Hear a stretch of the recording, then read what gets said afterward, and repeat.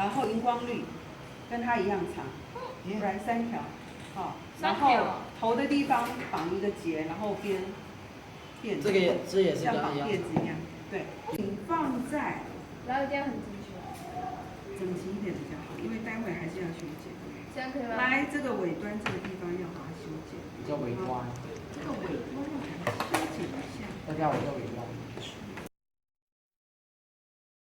多，它腿很粗，宽18公分，一定要包住它，包住它。这个齿状的要在上面比较好看。我用小拇指绑。然后剩下来的要把它剪掉，所以你要量这个长度，好，跟布的长度要一样，多出来的要把它剪掉。OK， 好，先量。你这样子量的时候才会准，你不能只有一点，然后你要怎么对？万一你这样画了，就斜掉了。所以你这里也要量，这里也要量。OK， 好，在这个中间，然后把它绑起来，绑在这个地方。来，我们不是在这里打结吗？现在把这个流苏弄下来，调整一下。就它这个拿好，再一个，对，再一个脖子。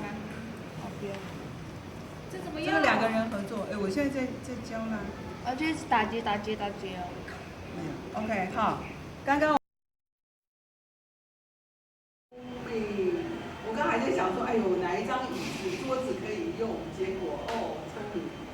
哎，对，画的时候不要用力画，就是这样子，像那个线段一样。对。老师。老。怎样哦？若重猜哦。来，我帮你洗头。哎，对，他挑的，哎，蛮好看的。有时候不要太古板哈，有时候有一些颜色试一下，效果不错。好，把它剪掉了。抓紧剪掉。落下去下面，下面再交叉一下，落下再打，就这样。就可以做。